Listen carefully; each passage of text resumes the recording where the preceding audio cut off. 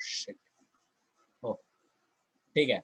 So last class में हम लोगों ने स्टार्ट किया था मेटलर्जी, और मेटलर्जी में हम कहाँ तक पहुंच चुके थे, तो हम ओर्स के बारे में बात कर चुके थे कि भैया किस मेटल के कौन कौन से ओर्स होते हैं, उनका कंपोजिशन क्या होता है। फिर हम ये बात कर चुके थे कि मेटलर्जी का मतलब क्या होता है, ये किन किन स्टेप्स में किया जाता है। ठीक है, यहाँ तक अपन लास्ट क्लास में बात कर चुके थे। आज अपन इसके आगे की कहानी डिस्कस करने वाले हैं। यहाँ तक आप लोगों ने नोट डाउन कर लिया था। सो अब जो अपन करने वाले हैं वो बेसिकली इन तीनों पार्ट्स को डिटेल्स में पढ़ेंगे। मतलब पहला है दैट इज कॉन्सेंट्रेशन, दूसरा है आइसोलेशन, और तीसरा है प्यूरिफिकेशन। तो इन तीनों पार्ट्स को अब अपन स्टेप बाय स्टेप करके डिटेल्स में देखने वाले हैं। सो फटाफट से मैं स्क्रीन शेयर करते जा रहा हूँ कंटिन्यूटी में, और अपन देखते जाएंगे, उस पर चर्चा करते जाएंगे। चलिए, सो कॉन्सेंट्रेशन ऑफ ओर हमको पता है इसका मतलब क्या होता है। कॉन्सेंट्रेशन का मतलब होता है कि भैया हमारे पास ओर में से जो काम की चीज़ है उसको बाहर निकालना, जो गैंग पार्टिकल उसको फेंक देना, उसको वहां से थ्रो आउट कर देना। सो ये जो कॉन्सेंट्रेशन है वो कैसे करते हैं, तो अलग अलग ओर्स के लिए अलग अलग तरीके हैं कॉन्सेंट्रेशन करने के। अब एक बात जो हमको यहाँ बहुत दिमाग में एकदम बिल्कुल सेट करके चलना है कि ये जितने भी मेथड्स हम पढ़ने वाले हैं ये इसी तरीके से किए जाते हैं। मतलब इसमें ऐसा नहीं है कि हम ये नहीं बोल सकते अच्छा इसको ऐसे नहीं ऐसे क्यों नहीं कर देते, ये कर देते तो कितना अच्छा होता। हम ये जितने मेथड्स पढ़ते हैं ये इकोनॉमिकली फिजिबल हो, ये कमर्शियली सही हो, इजी हो, चीप हो, टाइम कम लेने वाला हो, ये सारे फैक्टर्स को कंसिडर करते हुए बात करते हैं। तो इस बात को अपने को ध्यान रखना है कि बहुत सारे फैक्टर्स हैं जिसको कंसिडर करते हुए हम ये सारे स्टेप्स को पढ़ेंगे। ठीक है, चलो। सो कॉन्सेंट्रेशन ऑफ फोर्स में अपने पास सबसे पहला आता है दैट इज हाइड्रोलिक वॉशिंग। कैसे करते हैं इसको, तो करते ये हैं कि पहले ओर को क्रश करते हैं, और क्रश करने के बाद एक समझ लो ऐसे एक जैसे गांव में क्यारी होता है ना, क्यारी, ठीक है, पानी पटाने के लिए जो क्यारी होता है जिसमें क्या होता है इसके थ्रू पानी पास कर रहा होता है। सो बिल्कुल उसी तरीके का एक चैनल बना लेते हैं। ठीक है, ये समझ लो ये क्यारी टाइप की चीज है, ये चैनल बना लिया, और इसमें से क्या करेंगे कि वाटर को पास कराया जाएगा, यहाँ से H2O पास होगा, वाटर पास होगा। अब ये जो वाटर पास होगा इससे क्या फर्क पड़ेगा, H2O नहीं लिख के मैं वाटर लिख रहा हूँ क्योंकि यहाँ H2O के फॉर्मूले से कोई लेना देना नहीं है। ठीक है, तो जब वाटर पास कराते हैं जहाँ से, उसमें क्या करते हैं ओर्स को डाल दिया जाता है, यहाँ क्रश करके ओर्स को डाल देते हैं। अब होगा क्या, सो होगा ये कि यहाँ जो ओर्स में जो हल्के गैंग पार्टिकल है, जो लाइट गैंग पार्टिकल है, वो वहां से उस पानी के साथ बह जाएंगे, और जो भारी ओर्स के पार्टिकल है वो सेटल कर जाएंगे जिसमें मेटल था। सो मेटल कंटेनिंग पार्टिकल वहां नीचे में सेटल कर जाएगा, और जो गैंग पार्टिकल है, जो वेस्ट पार्टिकल, वो पानी के साथ बह जाएगा, और इसी चीज को बोलते हैं हाइड्रोलिक वॉशिंग। हाइड्रोलिक वॉशिंग का मतलब क्या हुआ, पानी से धो देना। ठीक है, अब बात आती है कि ये कब एप्लीकेबल होगा, तो ये तब एप्लीकेबल होगा जब अपने पास जो ओर है, जो मेटल कंटेनिंग कंपाउंड है, जो मेटल कंटेनिंग सब्सटेंस है, उसका मास ज्यादा हो। मास ज्यादा का मतलब क्या है, डेंसिटी ज्यादा हो। डेंसिटी ज्यादा का मतलब क्या है, जिसको बोलते हैं स्पेसिफिक ग्रेविटी। तो स्पेसिफिक ग्रेविटी अगर ओर का ज्यादा हुआ तो ही जाके हम इस मेथड का इस्तेमाल कर सकते हैं। ठीक है, कैसे करते हैं, सो भैया ये किस प्रिंसिपल पे बेस्ड है, तो कहते हैं कि ये तभी एप्लीकेबल है based on difference in the specific gravity of ore. अगर अच्छा खासा डिफरेंस है, मतलब ओर काफी भारी है, गैंग काफी हल्का है, तो हम इस मेथड का इस्तेमाल कर सकते हैं एंड द गैंग पार्टिकल। कैसे करते हैं, तो स्ट्रीम ऑफ रनिंग वाटर को पास करा दिया जाता है ओर से, ओर को धो देता है, और ओर में अपने पास काम की चीज निकल जाती है, गैंग उसके साथ बह जाता है। तो यही कहानी है अपने पास हाइड्रोलिक वॉशिंग का। मोटे तौर पे समझ लो जैसे चावल को धोया जाता है खाना पकाने के लिए, चावल को धोया जाता है ना, तो चावल is like a heavy thing. उसमें जो डस्ट पार्टिकल है जो उसमें हो सकते हैं फॉर अ टाइमिंग, कि मान लो उसमें कोई जो छोटे छोटे जो कीड़े आ जाते हैं, अगर वो है तो हमको पता है कि जैसे उसको धोएंगे तो जो कीड़े हैं या जो डस्ट पार्टिकल है वो वहां से बाहर निकल जाएगा, और हमको चावल मिल जाएगा। सेम कहानी है हाइड्रोलिक वॉशिंग का। फटाफट छापो, डायग्राम बना लो, किसी को तकलीफ हो तो पूछ लो।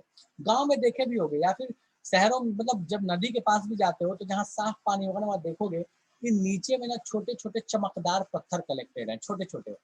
वो भी एक तरीके क्या है, और सी तो है। ठीक है, मिनरल है, बेसिकली मिनरल कह लो कि मिनरल्स हैं, पर कहानी उनकी भी तो सेम है, डेंसिटी ज्यादा थी उनसे सेटल करके। छापो फटाफट से, कोई तकलीफ हो तो हैंड रेज करो। हम देखें डिस्कवरी में रेवांश ऐसे भी दिख जाएगा, मतलब ठीक है, गंगा की तो स्थिति सही नहीं है, और छपरा में कौन सी घाघरा, घाघरा है ये, हाँ। तो घाघरा नदी की भी स्थिति सही नहीं है कि उसमें दिखे, बहुत मतलब गंदगी है। लेकिन हाँ, जहाँ साफ पानी होता है वहाँ ये देखने को मिल जाता है। खेतों में बहुत कॉमनली देखने को मिलता है। खेत में जब पानी पटाए जाते हैं ना, तो वहाँ पर अगर देखोगे बोरिंग से जो पटाया जाता है तो उसमें दिखता है।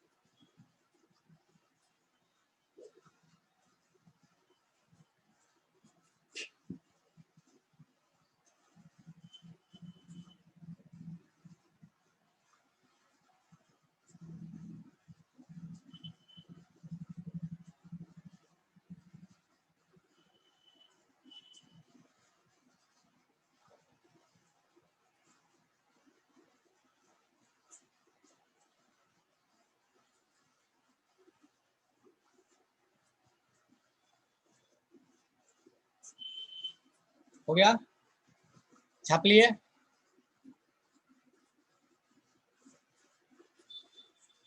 चलिए ठीक है, नेक्स्ट अपन आते हैं, दैट इज मैग्नेटिक सेपरेशन। ये मैग्नेटिक सेपरेशन कैसे किया जाता है?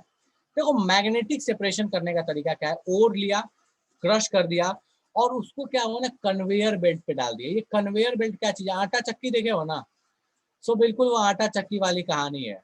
ठीक है, उसमें जो एक बेल्ट लगा होता है, तो वो बेल्ट काफी पतला होता है। यहाँ जो बेल्ट होता है ये काफी थिक होता है, काफी चौड़ा होता है। इसको दो रोलर के ऊपर रखा जाता है। ये जो दो रोलर है, इन दोनों रोलर के ऊपर इस बेल्ट को लगा दिया जाता है। होता क्या है, इस पे डाला गया क्रश किया हुआ और जब ये आगे गया, तो अब ये वाला जो रोलर है ना, इसके पास मैग्नेटिक नेचर है। ये मैग्नेट है एक तरीके का। ठीक है, सो अब ये मैग्नेट करेगा क्या कि इस ओर में, ध्यान से सुनना, इस ओर में अगर मान लो कोई भी ऐसी मटेरियल है जिसके पास मैग्नेटिक प्रॉपर्टी है, मान लो आयरन का ओर होता, तो आयरन के ओर के पास मैग्नेटिक प्रॉपर्टी होती। सो ये करेगा क्या, इस मैग्नेट की वजह से वो जो आयरन का ओर वाला जो चीज है, वो क्या होगा, जो काम का जो केमिकल है जिसमें आयरन है, वो इसे थोड़ा चिपकते हुए आके नीचे गिरेगा, और जिसमें आयरन नहीं है वो चीज क्या हो जाएगी, दूर जाके गिरेगी।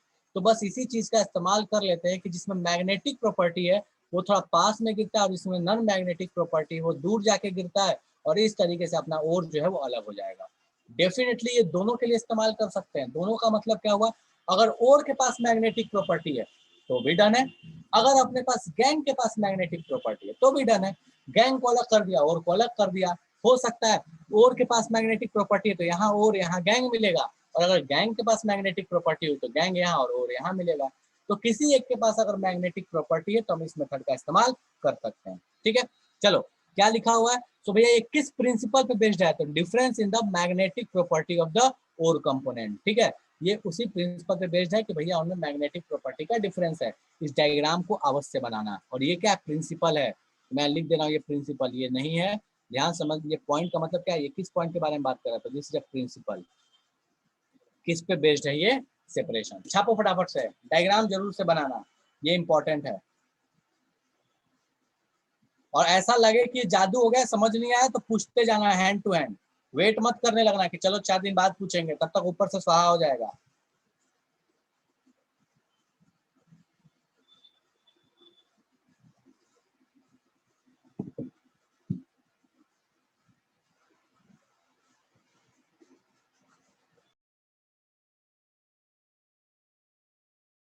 छाप के जल्दी से मुझे मैसेज करो, छाप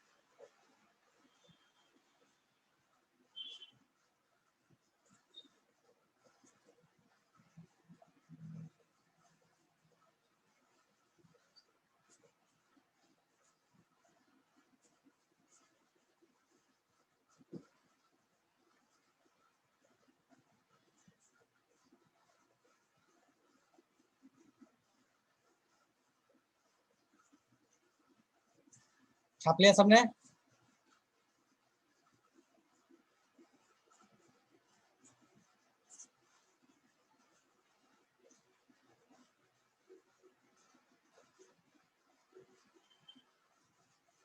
डायग्राम जरूर से बनाना, इंपॉर्टेंट है डायग्राम।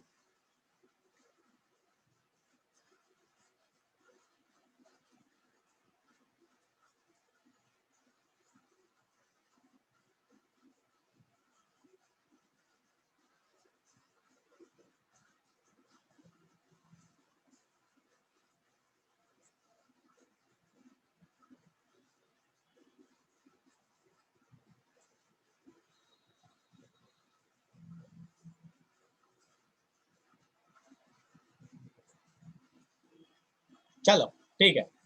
सो अब अपन आते हैं नेक्स्ट पे, that is next proper next concentration method, that is froth flotation. अभी तक जो दो पढ़े वो दोनों तो बहुत फर्जी थे, हमको पता है। फ्रॉथ फ्लोटेशन नया तरह का मेथड है। ध्यान रखना, सबसे पहली चीज, सबसे पहला और सबसे इंपॉर्टेंट पॉइंट, ये सिर्फ और सिर्फ सल्फाइड ओर्स में लगाया जा सकता है, किसी और तरीके के ओर्स में वैलिड नहीं है। मतलब आपको कोई और दे दिया जो सल्फाइड नहीं है तो आप इस मेथड को नहीं लगाइएगा। होता क्या है ये, देखो इस मेथड की कहानी पहले मैं समझाता हूँ कि ये स्टार्ट कहाँ से हुआ और तब जाके इसकी कहानी। तो देखो इस मेथड की जो डिस्कवरी है ना, वो इस डिस्कवरी के पीछे एक वॉशर वोमेन का हाथ है। एक वॉशर वोमेन, एक कपड़े धोने वाली औरत थी, जिसके वजह से इस मेथड का डिस्कवरी हो पाया। अब हुआ क्या था इस चीज को समझते हैं। सो हुआ क्या, जो वॉशर वोमेन थी वो करती क्या थी कि कोई माइनिंग की इंडस्ट्री थी जहाँ पे कॉपर की माइनिंग की जाती थी, ठीक है। सो वो करती क्या थी कि वहाँ पे जितने भी मतलब जो भी लोग वहाँ काम करते थे, वहाँ पे साइंटिस्ट जो हो या जो भी वहाँ पे वर्कर्स हैं, उनके कपड़े धोती थी वो। सो उसने एक चीज ऑब्जर्व की। वो क्या ऑब्जर्व किया उसने, उसने देखा कि जब वो कपड़े को धोती है, जो वर्कर्स के कपड़े उनको धोती है खास करके, तो उसे दिखता क्या है कि जो कपड़े धोते वक्त जो झाग है, उस झाग में से ना कोई चमकदार चीज चिपक के बाहर निकल रही है, कोई एकदम शाइन करती हुई चीज ना बाहर निकलती थी। सो ये चीज उसने क्या किया कि वो एक साइंटिस्ट थी, उनके घर भी काम करती थी, तो उनको इस चीज उसने ये बताया कि मैम देखो ऐसा ऐसा है कि मैं जब कपड़े धोती हूँ, आपके कपड़े धोऊं या वर्कर्स के कपड़े धोऊं, तो इस तरह की चीज देखने को मिलती है। सो वो जो साइंटिस्ट मैडम थी, उन्होंने इस चीज पे सोचा, और जब उन्होंने इस चीज को सोचा, उस पर उन्होंने एनालिसिस किया, तो उनको पता चला कि यार उसने तो एक ऐसी चीज के बारे में बता दिया जो मतलब कॉपर के माइनिंग को बहुत सस्ता कर सकती है। बहुत महंगा होता था उस समय कॉपर को निकालना, उस मेथड को बहुत सस्ता कर सकती है। कैसे? तो उन्होंने ये चीज ऑब्जर्व किया कि जो वो चमकदार चीज उसने ऑब्जर्व किया था, वो एक्चुअल में कॉपर के ओर्स थे। सो उसको ये पता चला, वो जो वहाँ पे जो वहाँ पे साइंटिस्ट मैडम थी, उन्होंने ये चीज ऑब्जर्व कर लिया कि भैया जो झाग होता है, जो साबुन का झाग है, उस झाग में क्या है कि कॉपर का जो सल्फाइड ओर है वो चिपक के उससे बाहर निकल जाता है। मतलब कॉपर के सल्फाइड ओर को कॉन्सेंट्रेट करना बहुत आसान है, अगर किसी तरह से उसको हम झाग में लेते हैं। तो फिर वहां से ही इस मेथड का इजाद हुआ, that is known as froth flotation. Froth का मतलब होता है झाग। तो झाग में फ्लोट करा के अगर हमने ओर को अलग कर दिया, झाग में फ्लोट करा के अलग कर लिया, तो उसका नाम रखा फ्लोट फ्लोटेशन। कैसे हुआ? तो देखो किया क्या गया, एक बड़े से कंटेनर में क्या किया गया कि ओर को और वाटर को ना इस मिक्सचर में डाल दिया गया, यहाँ डाल दिया गया, ओर और वाटर को एक साथ डाल दिया गया। उसके बाद उसमें क्या किया गया, कुछ झाग बनाने वाली चीजें डाल दी गई, मतलब साबुन सर्फ टाइप की चीज डाल दी गई जिससे झाग बनता है, ठीक है। और उसके अंदर में क्या किया गया था, जैसे वो होता है ना जो घी निकालने के लिए, जो मक्खन निकालने के लिए वो मथनी का इस्तेमाल किया जाता है, या फिर दाल के लिए भी करते थे, आई डोंट नो अब करते हैं कि नहीं करते हैं, ठीक है। तो वो जो मथनी का इस्तेमाल है, उसी तरह का क्या किया गया, एक पैडल लगा दिया गया, एक मथनी लगा दी गई। वो मथनी क्या करेगा, उसको जोर से घुमाया जाएगा तो वो झाग क्रिएट करेगा, बिल्कुल वैसे ही जैसे हम पानी में सर्फ को डाल के हाथ को जोर जोर से घुमाते हैं तो वह झाग बनता है, बिल्कुल उसी तरीके से। अब ये झाग से होगा क्या? सो झाग से होगा यार कि यहाँ पे जितने भी सल्फाइड हो रहे हैं, वो झाग के साथ चिपक के बाहर चले जाएंगे, और वही है that is mineral froth. Mineral froth का मतलब क्या हुआ कि जो वहाँ झाग है, जो वहाँ फ्लोथ है, उसमें मिनरल्स आए हुए हैं, उसमें जो वो ओर्स है वो चिपक के बाहर आ चुका है, ठीक है। अब उस ओर को वहां से जो झाग है उसको बाहर निकाल लिया, उस झाग को फिर से सुखा दिया, सुखा के उसको धो दिया, वहां से ओर्स जो अपने को काम के चाहिए थे वो बाहर निकल गए, और जो अपने पास गंगू भाई साहब थे, जो गैंग पार्टिकल था, वो यहाँ नीचे ही सेटल डाउन हो गया, काम बन गया। ठीक है, सो इस तरीके से इस प्रोसेस को किया गया। अब बात आती है कि क्या ये इतना आसान है क्या इस तरीके से कर लेना? तो नहीं, इतना भी आसान नहीं है, इसमें कुछ केमिकल्स का भी इस्तेमाल करना पड़ता है ताकि एफिशिएंसी अच्छी हो पाए और आसानी से हो पाए। तो किन किन चीज़ों का इस्तेमाल करते हैं, जरा उस पर ध्यान देते हैं। सो पहला एक तरह का केमिकल है जिसको बोलते हैं कलेक्टर।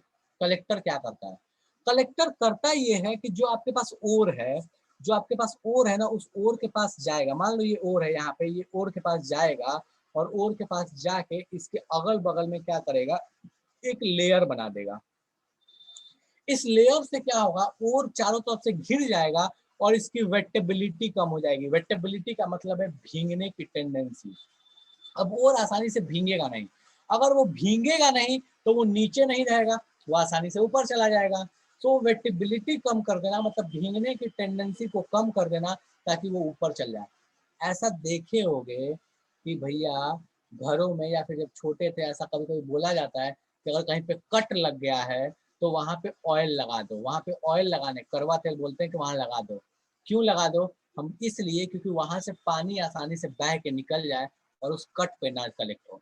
तो सेम कहानी है कि इसमें कुछ कलेक्टर डाला गया, वो करवा तेल इज लाइक कलेक्टर। तो यहाँ कलेक्टर डाला गया जो ओर को घेर लेगा और वो आसानी से झाग में पहुंच जाए। किस तरह का कलेक्टर होता है? तो example, pine oil, fatty acid या जेनथेट्स डालते हैं। ये तो दिख ही रहा है हमको, ऑयल है, और ऑयल ही तो है जिसके ऊपर से पानी बह जाता है। तो हम इस चीज का इस्तेमाल कर लेते हैं ताकि और अपना भींगे नहीं और आसानी से फ्रोथ में जाए। दूसरा है दैट इज स्टेबलाइजर्स का इस्तेमाल किया जाता है। स्टेबलाइजर क्या है? अपने घरों में भी स्टेबलाइजर का इस्तेमाल किया जाता है। वो क्या करता है, हमारे घरों में जो इलेक्ट्रिसिटी आ रही है, वोल्टेज को एक जगह स्टेब्लिश करके रखने के काम आता है। सेम यहाँ कहानी है इस स्टेबलाइजर की। स्टेबलाइजर करता क्या है, ये स्टेबलाइजर क्या करेगा कि जो वहाँ फ्रोथ बना है, जो झाग बना है, उस झाग को बचा के रखेगा, स्टेब्लिश करके रखेगा फ्रोथ को। वरना हमको पता है कि जो साबुन का झाग बनता है, जो सर्फ का झाग बनता है, वो थोड़े देर में वहां से गायब हो जाता है, खत्म हो जाता है। सो उसको स्टेब्लिश करने का काम करता है, दैट इज स्टेबलाइजर। और थर्ड वन, एक तरह का कंपाउंड यूज करते हैं, दैट इज डिप्रेसेंट्स। डिप्रेसेंट्स क्या करता है, मान लो ऐसा हुआ, ये जो झाग, ये जो पानी है, इसमें जो ओर डाला गया, उसमें मान लो दो दो सल्फाइड ओर है, और मैं चाहता हूँ कि मेरे पास एक ही मिले, मैं दोनों को यूज नहीं करना चाहता, दोनों मेरे काम के नहीं है। तो मैं करूंगा क्या कि वहां पे एक कंपाउंड डालूंगा, दैट इज डिप्रेसेंट। ये डिप्रेसेंट करेगा क्या कि जो अनवांटेड वहां सल्फाइड ओर है, उनको वहां से बाहर निकाल देगा। कैसे?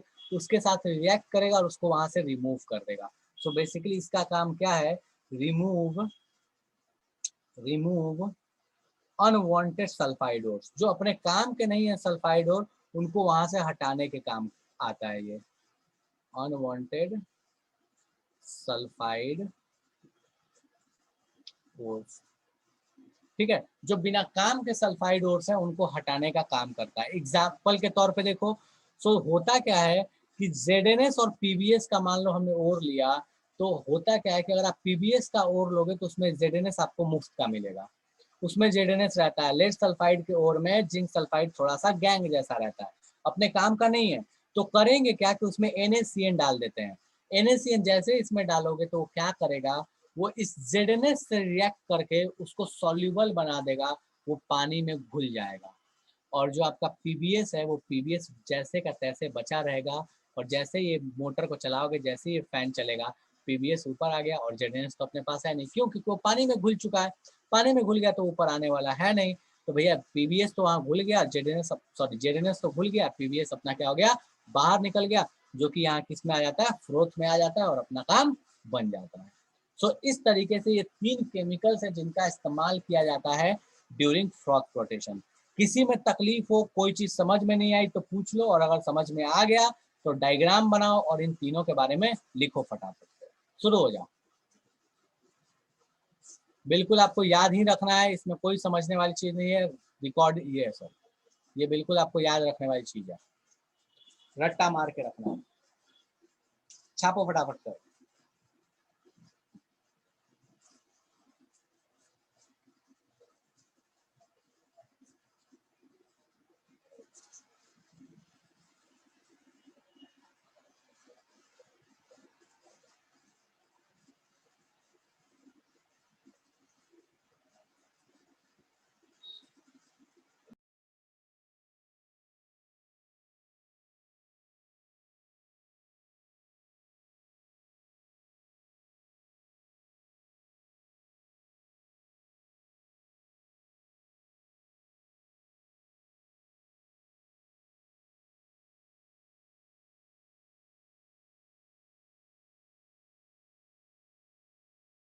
छाप के जल्दी से बताओ।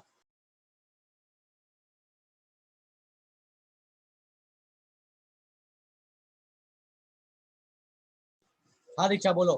फ्रोथ को कैसे स्टेबलाइज करता है? देखो कैसे स्टेबलाइज करता है, वो तो एक केमिकल प्रोसेस है, वो एक केमिकल प्रोसेस है, वो जाता है। देखो ऐसा समझ लो, फ्रोथ क्यों खत्म हो जाता है? इसलिए खत्म होता है क्योंकि वो फ्रोथ में क्या है कि जो लिक्विड है, वो लिक्विड क्या है कि उसकी डेंसिटी चूंकि अच्छी खासी है, ग्रेविटी लग रहा है, तो वो लिक्विड को धीरे धीरे क्या होता है ना, उसको अर्थ अपने तरफ अट्रैक्ट कर रहा होता है।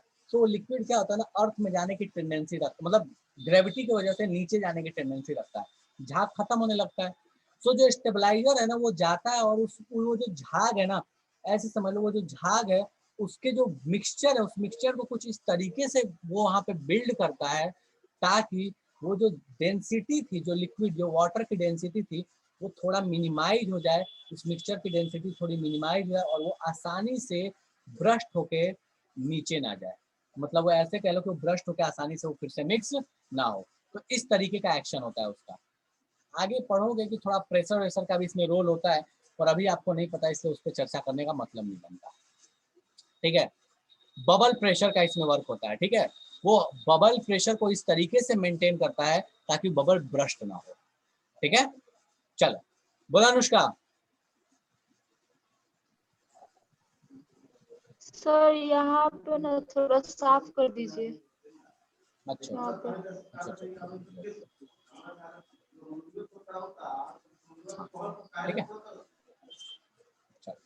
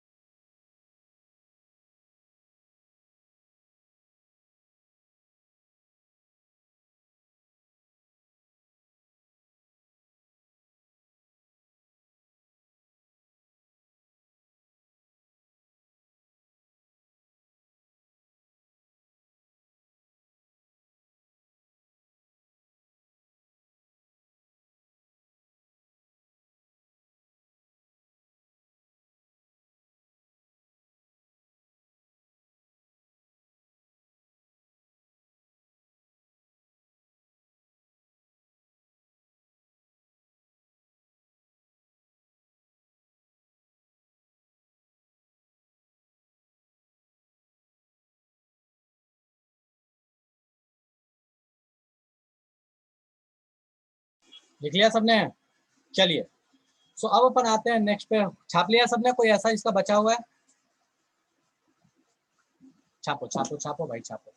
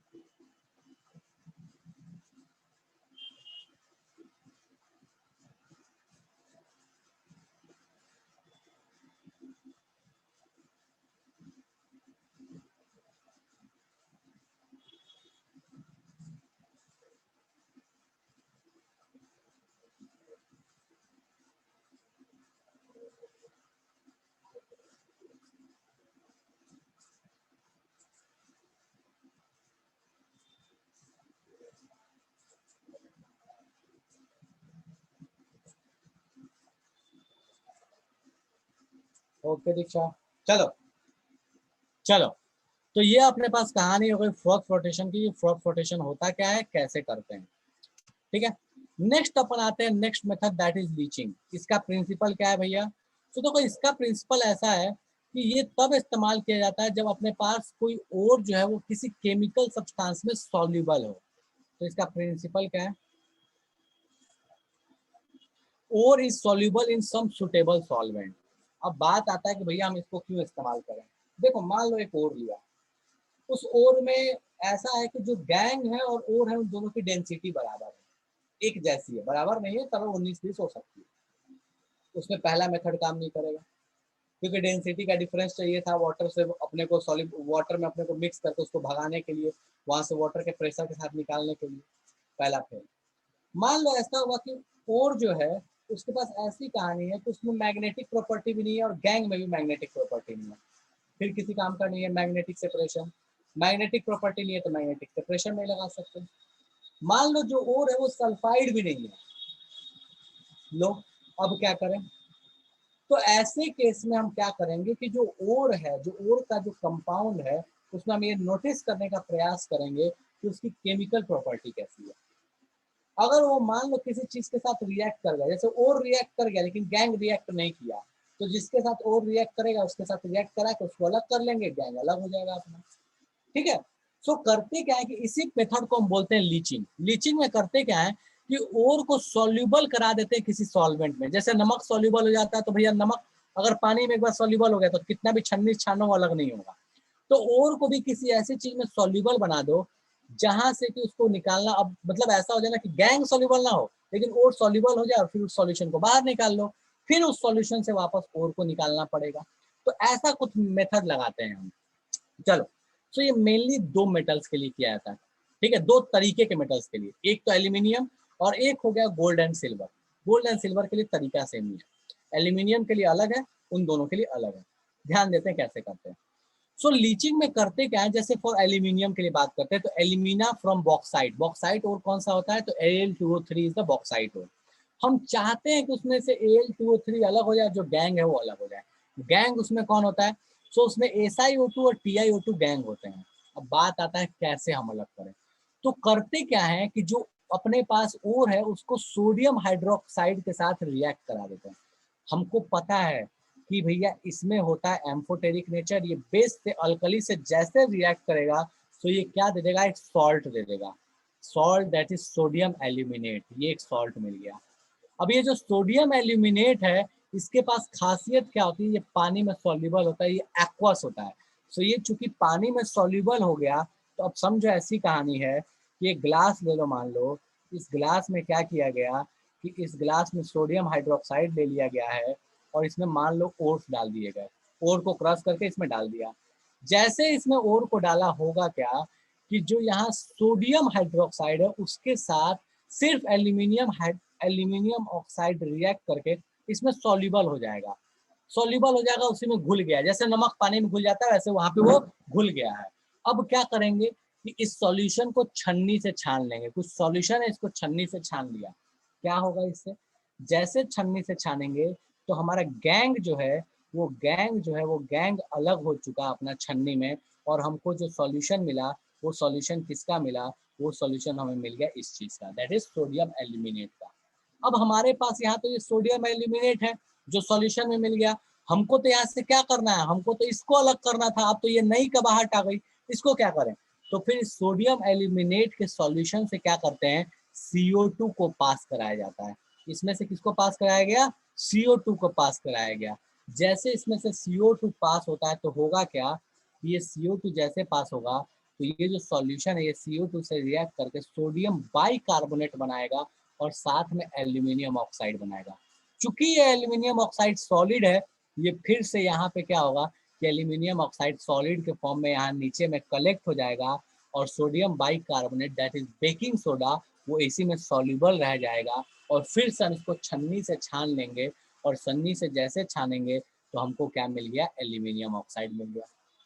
तो हमारा मोटिव क्या था, हमारा मोटिव था एल्यूमिनियम ऑक्साइड को निकालना, हमने एल्यूमिनियम ऑक्साइड को यहाँ से निकाल लिया। इस तरीके से लीचिंग का इस्तेमाल करके हम एल्यूमिनियम ऑक्साइड को बाहर निकाल लेते हैं।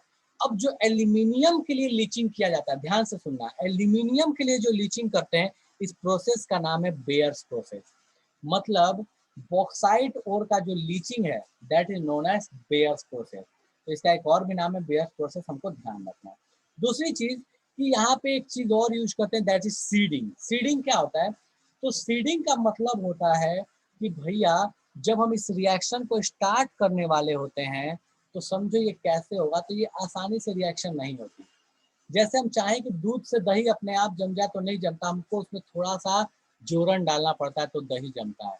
तो सेम कहानी है कि इस रिएक्शन को कराने के लिए हमको थोड़ा सा इसमें एल्यूमिनियम ऑक्साइड अपने तरफ से डालना पड़ता है।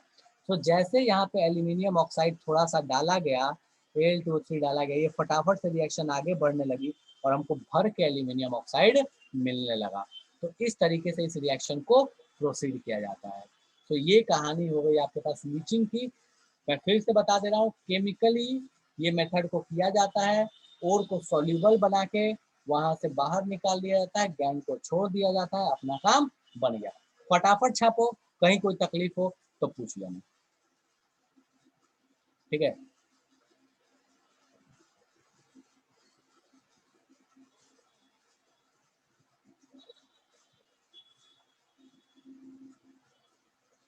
ये NaOH का सॉल्यूशन था, इसमें सॉल्युबल कौन हो गया? Al2O3, फिर इसको छाना, काम खत्म, ठीक है।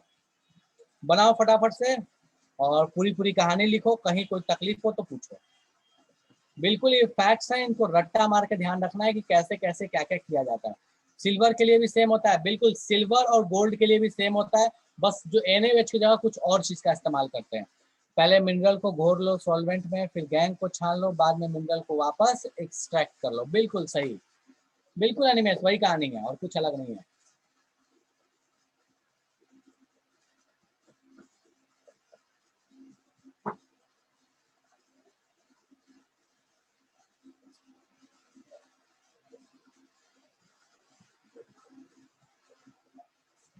देखो ऐसे मान लो फॉर अ टाइम नहीं, मान लो नमक और जो ये थे क्या बोलते हैं, रेत, मान लो नमक और रेत एक दूसरे में मिल गया सूखा सूखा, हम क्या करेंगे? पानी डाल देंगे, पानी डालेंगे, चला देंगे, नमक तो सॉल्युबल होगा, रेत सॉल्युबल नहीं होगा।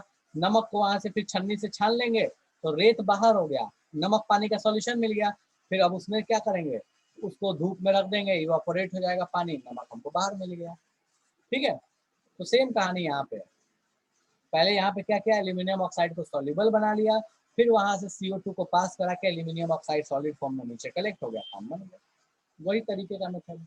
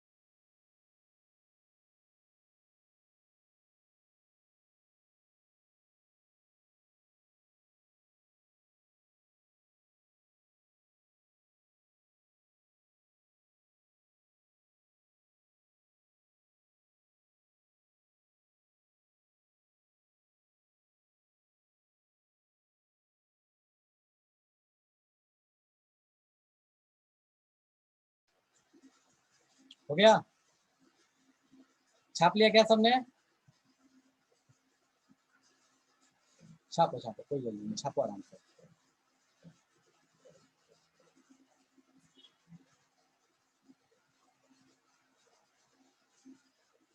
चलो ठीक है, सो ये अपने पास कहानी हो गई कि किस तरीके से हम अलग करते हैं यहाँ पे सिल्वर ऑक्साइड को, सॉरी एल्यूमिनियम ऑक्साइड को, माय बैड। नेक्स्ट है अपने पास कि भैया सिल्वर और गोल्ड के लिए भी सेम मेथड का इस्तेमाल किया जाता है। कैसे इस्तेमाल करते हैं इस चीज को ध्यान दो। देखो करते क्या है गोल्ड सिल्वर के लिए, तो गोल्ड और सिल्वर जैसे एज अ मेटल होता है। अब कुछ चीजें हैं जो यहाँ पे मैं आपको पहले थोड़ा बताता हूँ, उसके बाद ध्यान देना। होता क्या है, हम ये मान के चलते हैं कि गोल्ड और सिल्वर जो है इनकी रिएक्टिविटी बहुत कम है, तो ये नेटिव स्टेट में हमारे नेचर में मिलेंगे। लेकिन अब समस्या क्या है इस नेटिव स्टेट से? समस्या ऐसा है कि मान लो आपने 10 किलो ओर लिया, उसमें 0.1 ग्राम गोल्ड है नेटिव स्टेट में, वो कोई कंपाउंड नहीं बना है। अब 0.1 ग्राम गोल्ड को कैसे अलग करोगे भैया? कोई तरीका है अलग करने के लिए? मान लो ऐसा है कि ऐसे कहानी कि 10 किलो अपने पास मान लो कि रेत था और उसमें 1 ग्राम जो है वो नमक मिला दिया, और वो 1 ग्राम नमक उसमें मतलब एकदम बिल्कुल अच्छे से मिक्स्ड है, कैसे अलग करोगे? कोई उपाय नहीं है। तो करते क्या है कि उसमें एक कंपाउंड डालते हैं, वो जो ओर है उसमें एक कंपाउंड डालते हैं, दैट इज NaCN, साइनाइड डालते हैं, NaCN डालते हैं, ठीक है।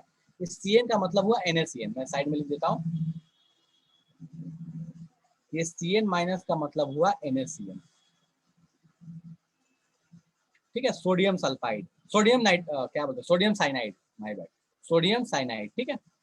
अब होता क्या है इससे? होता ये है कि ये सोडियम साइनाइड जाके उस गोल्ड से या सिल्वर से, दैट इज M, यहाँ जो M है ना इस मेटल का मतलब है या तो गोल्ड हो सकता है, सिल्वर हो सकता है, कुछ भी हो सकता है, इसके साथ रिएक्ट करेगा। ये याद रखना, इसके साथ जब रिएक्ट करेगा तो ये एक नेटिव मेटल है, ये कोई कंपाउंड बना के नहीं पड़ा हुआ है, नेटिव फॉर्म में है, ठीक है। सो इसके साथ ये मेटल, उसके साथ ये साइनाइड रिएक्ट करेगा वाटर और ऑक्सीजन के प्रेजेंस में। सो ये एक कॉम्प्लेक्स बना लेता है, MCN2 माइनस जो ये एक कॉम्प्लेक्स है, ठीक है। सो ये कैसा कॉम्प्लेक्स बनाता है तो समझो, यहाँ MCN2, इस ऊपर के ऊपर जो लिखा है माइनस, इसका मतलब है यहाँ पे NaMCN ट्वाइस। अगर मान लो ये गोल्ड होता, फॉर अ टाइम बिंग ये गोल्ड होता, तो ये कंपाउंड कैसा होता? फॉर गोल्ड अगर ये गोल्ड होता तो ये कंपाउंड कैसा होता? तो इस कंपाउंड का फॉर्मूला होता है NaAuCN ट्वाइस, ठीक है। अब ये आपने नहीं पढ़ा इस तरह के compound, this is known as complex compound, इनको बोलते हैं कॉम्प्लेक्स कंपाउंड, ठीक है। सो इनको बोलते हैं कॉम्प्लेक्सेस, ठीक है। सो ये कॉम्प्लेक्स कंपाउंड बना लेता है, दैट इज ये जो आपके पास यहाँ लिखा हुआ है ये चीज। अब होता क्या है कि इस कॉम्प्लेक्स वाला जो कंपाउंड है ये पानी में सॉल्युबल है, ये एक्वस है, ये पानी में सॉल्युबल है। अब सेम कहानी, पानी में सॉल्युबल है, छान के बाहर निकाल लिया वहां से, और जो वेस्ट मटेरियल उसको फेंक दिया, गैंग को फेंक दिया। अब ये वाला जो कहानी है, ये जो कॉम्प्लेक्स हमको यहाँ मिला, ये जो सॉल्युबल है, इसमें हम क्या करते हैं, जिंक डाल देते हैं। जिंक डालने से क्या होगा, जिंक क्या करेगा, इसमें जाएगा और डिस्प्लेसमेंट रिएक्शन करेगा। कैसे? तो डिस्प्लेसमेंट रिएक्शन ऐसे करेगा कि यहाँ से गोल्ड को हटाएगा और खुद उसके जगह लग जाएगा, क्योंकि हमको पता है कि गोल्ड से ज्यादा रिएक्टिविटी होती है जिंक की। तो जाएगा वहां, डिस्प्लेसमेंट रिएक्शन होगा, और डिस्प्लेसमेंट रिएक्शन ये कुछ नहीं है, दिस इज डिस्प्लेसमेंट रिएक्शन जो बचपन में पढ़ाया गया था, ठीक है। डिस्प्लेसमेंट रिएक्शन, ठीक है। किसके किसके बीच में डिस्प्लेसमेंट रिएक्शन हुआ? तो भैया जिंक और गोल्ड के बीच में, ठीक है। सो यहाँ जिंक जाता है, कॉम्प्लेक्स में जिंक जाता है, यहाँ से क्या करता है कि भैया सॉल्युबल इन जिंक कॉम्प्लेक्स एक बना लेता है, ये वाली चीज बन गई, और गोल्ड यहाँ से अलग हो जाता है। सो बेसिक फंडा यहाँ भी वही है। पहले क्या किया, एक ऐसी चीज डाली जिसमें गोल्ड सॉल्युबल था, उसको वहां से बाहर निकाल लिया, फिर जिंक डाल दिया, जिंक अपना कंपाउंड बना लिया, वहां गोल्ड मिल गया। बिल्कुल इसको सोच के देखोगे तो ये वही काम है जो सुनार लोग करते हैं। सुनार के पास जाओगे तो गोल्ड को वो प्यूरिफाई कैसे करता है, तो आपका जितने भी कैरेट का गोल्ड है, 18 कैरेट 22 कैरेट, उसको क्या करेगा, एसिड में डाल देगा, एक्वारेजिया में डाल देगा, वो उसमें सॉल्युबल हो जाएगा। फिर उसमें क्या करेगा, वो डाल देगा, जिंक को डाल देगा, इन चीजों को डाल देगा, जो भी है उससे हाई रिएक्टिव की जो चीजें उसको डाल देगा, उसके साथ वो रिएक्ट होकर अलग हो जाएगी, बाकी चीजें अलग हो जाएंगी, अपना काम बन गया। सो इसी तरीके से अलग अलग कर लिया जाता है गोल्ड को, सिल्वर को, प्यूरिफिकेशन करके। इस मेथड का नाम है मार्क आर्थर प्रोसेस, मतलब मैक आर्थर बोलते हैं, मार्क आर्थर नहीं। सो इसको बोला जाता है मैक आर्थर प्रोसेस, लिखा जाता है MSc, ठीक है। सो मैक आर्थर प्रोसेस इस मेथड का नाम है, याद रखिएगा। कैसे करते हैं गोल्ड और सिल्वर को अलग। फटाफट छापो। कैसे छापना है मैं बताता हूँ, सुन लो। पहले आप इस वाले को छापिएगा, इस पॉइंट को, फिर इस रिएक्शन को, फिर एग्जाम्पल दीजिएगा और इस पूरे प्रोसेस को छापिएगा, और उसको छापने के बाद इसको छापिएगा। तो पहले ये छापो, ये पूरी कहानी पहले, फिर उसके बाद इसको, और फिर ये थर्ड में इस वाले को, नीचे वाले को छापो फटाफट से, ठीक है। और किसी को लगे कि इसमें कोई चीज समझ नहीं आई तो पूछ लेना कि भैया हमको ये चीज समझ नहीं आया, जादू हो गया। किसी को लगता है कि इसमें ये चीज जादू हो गई, समझ नहीं आई, बाउंसर चला गया, तो फटाफट पूछ ले। वीडियो पॉज नहीं है। वीडियो नहीं आ रहा है क्या? आ रहा है ना? चलो छापो फटाफट से।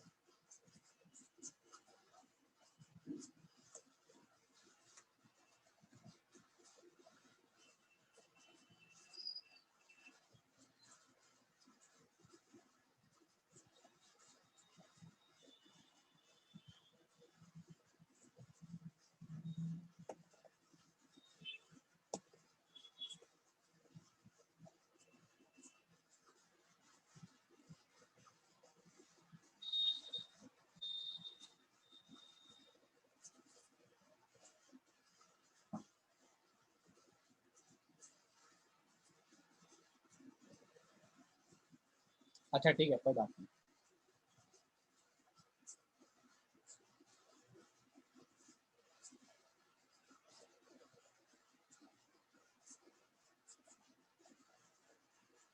वो लाल डस्टर क्या आ रही है, बनाया हुआ कि ये और है, ये और है। इस और में ये पीले पीले जो है छोटे छोटे से, वो गोल्ड है, NaCN के साथ रिएक्ट कराया है, ठीक है। अच्छा, दूर से देखने पर डस्टर लिखा था, पास में देखने पर क्लस्टर लिखा हुआ है। चलो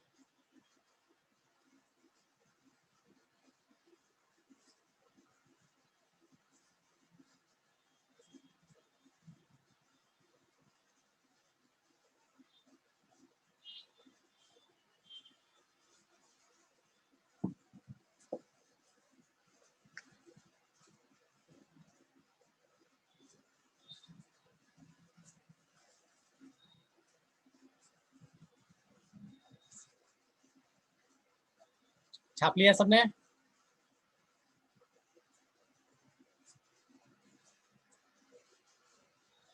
कल टेस्ट की टाइमिंग बताया गया है ना? दीक्षा बोलो। मैं ज्यादा नहीं पढ़ा रहा यार, ठीक है, मैं समझ रहा हूँ, टेस्ट है, कोई दिक्कत नहीं है। बोलो दीक्षा। टेस्ट की टाइमिंग नहीं बताई गई है? 10 बजे बताया गया है ना? 10 बजे था ना शायद टेस्ट। रुक जाओ 1 मिनट, मैं श्योर नहीं हूँ, 11 बजे है, ठीक है। हाँ, ग्रुप में डाला गया था यार, टेस्ट का टाइम डाला गया था, रुको तो 1 मिनट।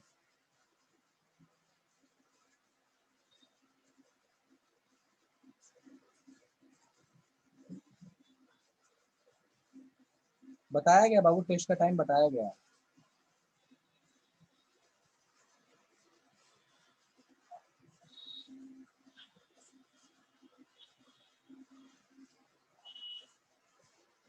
अच्छा, टेस्ट का टाइम नहीं बताया गया, ठीक है ठीक है ठीक है ठीक है। लिखो लिखो लिखो, मैं पूछता हूँ।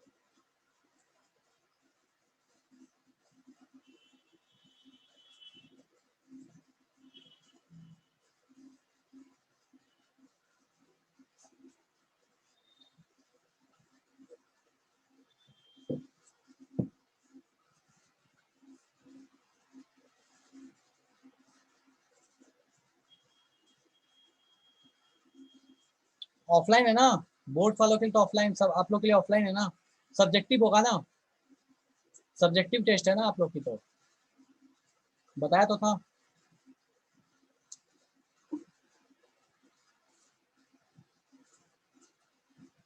चलो ठीक है, तो ये अपने पास कहानी हो गई रिगार्डिंग कि भैया किस तरीके से कंसंट्रेशन किया जाता है। ठीक है, अब अपन आगे बढ़ते हैं नेक्स्ट की तरफ, दैट इज कि भैया एक्सट्रैक्शन कैसे किया जाता है। ठीक है, तो अपन फटाफट से आते हैं, that is extraction of metals पे। ठीक है, सो देखो एक्सट्रैक्शन करने पे हमको मिलता है क्रूड मेटल। क्रूड का पहले मतलब समझ लो, क्रूड का मतलब क्या होता है। क्रूड का मतलब होता है कच्चा मेटल। जैसे क्रूड ऑयल होता है ना, उसको फिर रिफाइन करके हम निकालते हैं अपने काम के पेट्रोल डीजल, उसी तरह से क्रूड मेटल को जब रिफाइन किया जाता है तो जाके काम की चीज निकलती है। ठीक है, तो समझते हैं ये क्रूड मेटल कैसे बनता है। तो देखो क्रूड मेटल बनाने के लिए हमारे पास दो सबसे इंपॉर्टेंट स्टेप है, उस पर ध्यान देना होता है। हम सबसे पहले करते क्या है कि जो भी ओर अपने पास है, जो भी ओर दिया हुआ है, उस ओर को, ठीक है, उस ओर को हम सबसे पहले कन्वर्ट करते हैं ऑक्साइड्स में। उस ओर को हम सबसे पहले कन्वर्ट करते हैं ऑक्साइड में। तो जैसे भी अपने पास जो भी ओर दिया हुआ है, चाहे वो सल्फाइड हो, चाहे वो सल्फेट हो, या कुछ भी हो, हम उसको कन्वर्ट करते हैं ऑक्साइड में। ठीक है, और ऑक्साइड में कन्वर्ट करने के बाद हम उसको क्या करते हैं, रिडक्शन कर लेते हैं। रिडक्शन का मतलब क्या होता है, ऑक्सीजन को निकाल देना। सो दो स्टेप में काम किया जाता है। पहला काम है ऑक्साइड में कन्वर्ट करो, और दूसरा काम है रिडक्शन करो। अब ये चीज तो क्लियर है कि अगर मान लो पहले से हमको जैसे एल्यूमिनियम ऑक्साइड मिला, तो पहला स्टेप करने की जरूरत नहीं है, हम सीधे रिडक्शन करेंगे। और अगर मान लो हमको सल्फेट मिल गया, मान लो हमको सल्फाइड मिल गया, मान लो हमको कार्बोनेट मिल गया, तो हम क्या करेंगे, हम पहला स्टेप करेंगे, पहले उसको ऑक्साइड में कन्वर्ट करेंगे और फिर जाके हम उसका क्या करेंगे, रिडक्शन करेंगे। रिडक्शन का मतलब क्या होता है, ऑक्सीजन को बाहर निकाल दो, मेटल मिल जाए, काम खत्म। तो इस तरीके से हम करते हैं ये काम। क्या बोला गया है, metal must be converted to form which is suitable for reduction to the metal. हमें उस फॉर्म में लेके आना होता है जहां से उसको रिड्यूस करना आसान हो, दैट इज ऑक्साइड के फॉर्म में। दूसरा क्या है, यूजुअली सल्फाइड और आर कन्वर्टेड टू ऑक्साइड्स, या सल्फाइड ही सिर्फ नहीं, कार्बोनेट दिया तो भी, कोई और दिया तो भी, तो हम उसको पहले क्या करते हैं, ऑक्साइड में कन्वर्ट करते हैं और तब जाके उसका रिडक्शन करते हैं, क्योंकि वो आसान है। ठीक है, तो ये दो स्टेप्स हैं किस तरीके से किया जाता है एक्सट्रैक्शन। अब ये कन्वर्जन कैसे करेंगे इस पे बात करेंगे, रिडक्शन कैसे करेंगे इस पे बात करेंगे, स्टेप बाय स्टेप। तो पहले इन दोनों को लिखो और फिर बात करेंगे कि अगर कोई और अपने पास ऐसा मिल गया जो ऑक्साइड नहीं है, सल्फाइड है, कार्बोनेट है, तो क्या किया जाएगा, उसके बारे में बात नहीं। फटाफट छापो, कहीं कोई तकलीफ है तो फटाक से पूछो। और कल आपके टेस्ट का टाइमिंग है 11 बजे, ध्यान से सुन लो सब कोई। कल आपके टेस्ट का टाइमिंग है सुबह 11 बजे, ठीक है,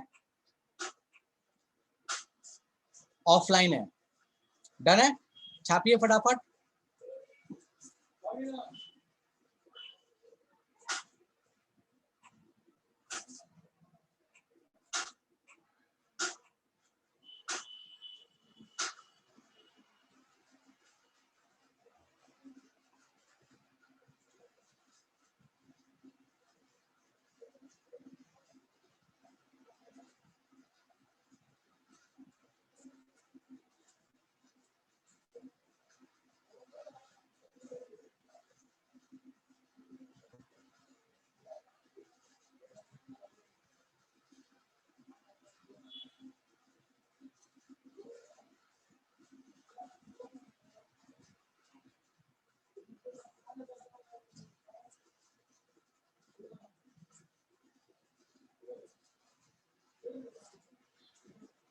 छाप लिए,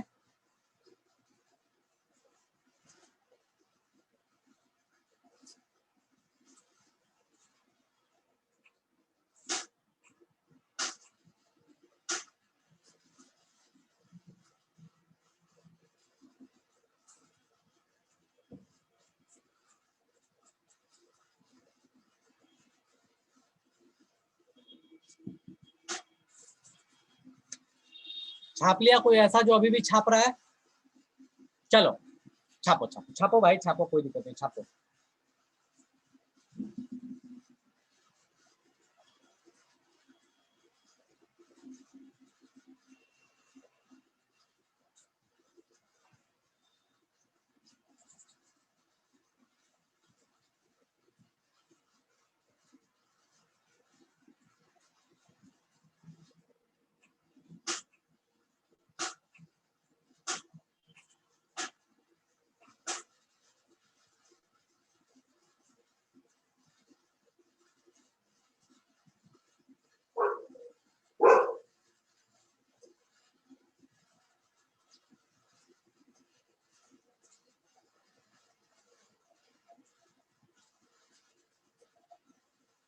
ठीक है, आगे बढ़ते हैं अपन।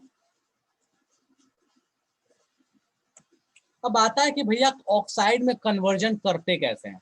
तो देखो दो तरीके हैं कन्वर्जन करने के, एक जिसको बोलते हैं कैल्सिनेशन और सेकंड जिसको बोलते हैं रोस्टिंग। दो तरीके से किया जाता है। कैल्सिनेशन का मतलब क्या है, मान लो अपने को ऑक्साइड और ही मिला, जैसे Fe2O3 XH2O, हमको चाहते हैं सिर्फ ये मिल जाए, हम क्या करेंगे, गर्म कर देंगे। सो कैल्सिनेशन का मतलब है गर्म करना, हीट करना in the absence of oxygen. वहां पे जब अपने पास ऑक्सीजन का सप्लाई नहीं देना है, ऑक्सीजन को हटा देना है और बस गर्म कर देना है, तो उसको बोलते हैं कैल्सिनेशन। तो बोलता क्या है, it is the process of heating the concentrated ore strongly in the limited supply of air or in the absence of oxygen। या तो बहुत कम सप्लाई रखना है या फिर उसको गायब करके रखना, ऑक्सीजन रखना ही नहीं है, तो इसको बोलते हैं calcination.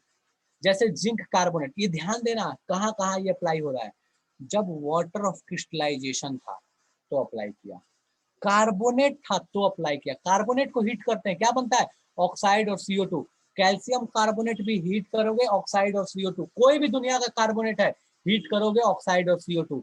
Calcium carbonate, magnesium carbonate दोनों साथ में था, हीट किया, कैल्शियम ऑक्साइड अलग, मैग्नीशियम ऑक्साइड अलग, CO2 अलग।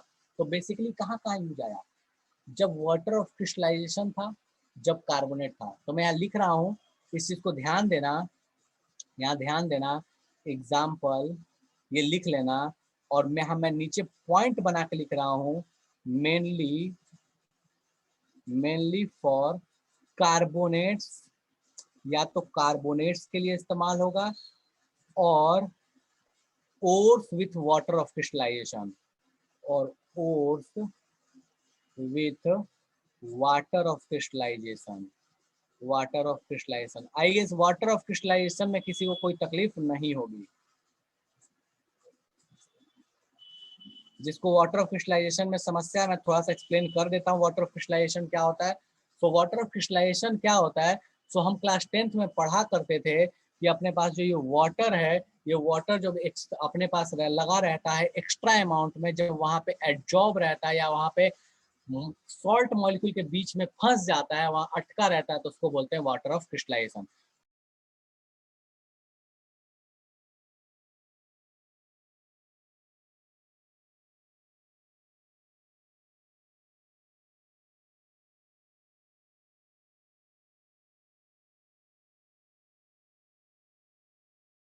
ठीक है, सो ये हो गया अपने पास वाटर ऑफ क्रिस्टलाइजेशन, या जब अपने पास कार्बोनेट्स हो, तो इन दोनों केस में ही हम इसका इस्तेमाल करेंगे। इस चीज को आप ध्यान रखिएगा, रट्टा मार के रखना, इन दोनों केसेस में इस्तेमाल होता है। बिल्कुल 10th क्लास में पढ़े थे वाटर ऑफ क्रिस्टलाइजेशन, बिल्कुल एनिमेस, वेरी गुड। ठीक है, ZnCO3 कौन सा और होता है, नाम बताओ जल्दी से, जिंक कार्बोनेट कौन सा और है, कौन सा और है, फटाफट से बताओ। अरे नालायको, जल्दी जल्दी बताओ, जल्दी बताओ, लिस्ट लिखे हुए पलट के भी देखोगे तो बता लोगे इतने देर में। जिंक कार्बोनेट कौन सा और है, कैलामाइन। पहले एक ऐड आया करता था टीवी पे, लैक्टो कैलामाइन का, एक ये कॉस्मेटिक है लैक्टो कैलामाइन। तो बिल्कुल ये वही कैलामाइन है। इसका मतलब एक और इम्पोर्टेंस है यहाँ पे, ध्यान रखना, कैलामाइन को एज अ कॉस्मेटिक भी यूज किया जाता है। मतलब ओट्स में बहुत सारी चीजें ऐसी हैं जो हम डेली लाइफ में यूज कर रहे होते हैं, हमको पता भी नहीं होता। बहुत सारे जो पत्थर होते हैं, जो रिंग्स पहनते हैं, जो कलरफुल पत्थर होते हैं ना, पारस पत्थर, नीलम पत्थर, जो ये सब बोला जाता है, तो these are also actually ores, किसी ना किसी मेटल के कोई ना कोई तरह के, मेनली ये ओर्स होते हैं, जिसके वजह से उनमें ये खास तरह की कुछ प्रॉपर्टी होती है। ठीक है, चलो छापो फटाफट से।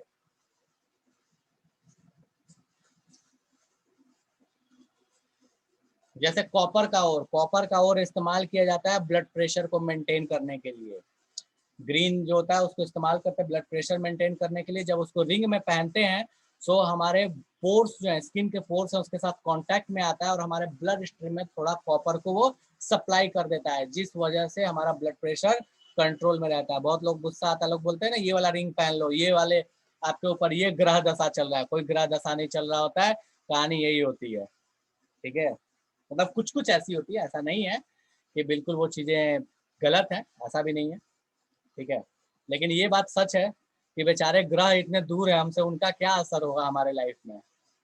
उनका उनका असर जो होता है वो 0.001% होता है, बाकी तो अपना किया धरा है। ठीक है, चलो छापो फटाफट से। छाप लिया क्या?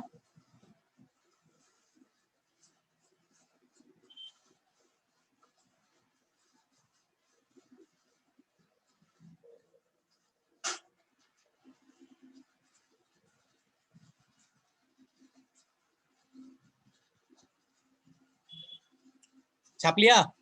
चलिए नेक्स्ट आते हैं अपन इसके बाद भैया किस तरीके से हम ऑक्साइड्स में कन्वर्ट करेंगे। तो next method that is roasting. Roasting तो वर्ड से भी, हो भाई इसको क्या हुआ, रोस्टिंग तो हमको वर्ड से भी पता है। जो नॉन वेजिटेरियन है वो तो रोस्टिंग वर्ड सुनते ही समझ गए होंगे कि रोस्टिंग का मतलब क्या होता है। ठीक है, तो रोस्टिंग का मतलब क्या हुआ भैया, तो बस ऑक्सीजन के प्रेजेंस में भट्टी में डाल देना। तो नॉन वेजिटेरियंस को तो बहुत अच्छे से पता है कि रोस्टिंग कैसे की जाती है। बस एक बड़ा सा रॉड होता है, उसमें ऐसे ऐसे लगा देना होता है और ऐसे ऐसे गोल गोल घुमा के रोस्ट करना होता है। ठीक है, तो रोस्टिंग का मतलब क्या हुआ, heating of ore in the presence of oxygen, that is known as roasting. Mainly किसके लिए इस्तेमाल किया जाता है, मेनली सल्फाइड ओर के लिए, जैसे जिंक सल्फाइड, लेड सल्फाइड या कॉपर सल्फाइड, इनके लिए मेनली इस मेथड का इस्तेमाल किया जाता है। तो मैं यहाँ पे लिख दे रहा हूँ नीचे में पॉइंट बना के, mainly for sulphide ores, mainly for sulphide ores. जैसे सल्फाइड ओर्स को ऑक्सीजन के साथ रिएक्ट कराते हैं, ऑक्साइड बन जाता है और SO2 बाहर। ये SO2 जो है वो यूज आता है सल्फ्यूरिक एसिड बनाने के लिए। तो यहाँ पे एक और भी पॉइंट इंपॉर्टेंट है, SO2 used to prepare H2SO4। ये H2SO4 बनाने के भी काम आता है। तो देखो यहाँ से जो वेस्ट निकला वो भी काम का है, और जो अपने पास मेन काम की ओर निकली वो तो काम का है ही है। ठीक है, हाँ इतना ही आज के लिए, बस इतना ही, इसके आगे नहीं पढ़ा रहा। This is the last topic. ठीक है,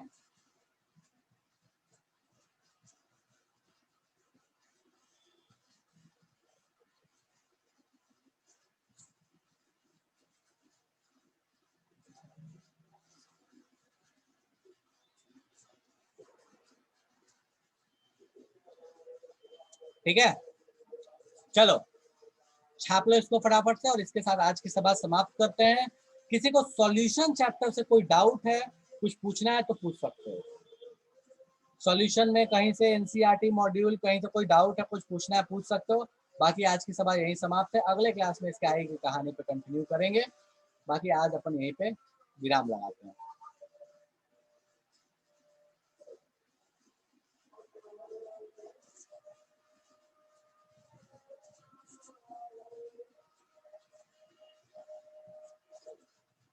रिकॉर्डिंग मैं रोक दे रहा हूँ।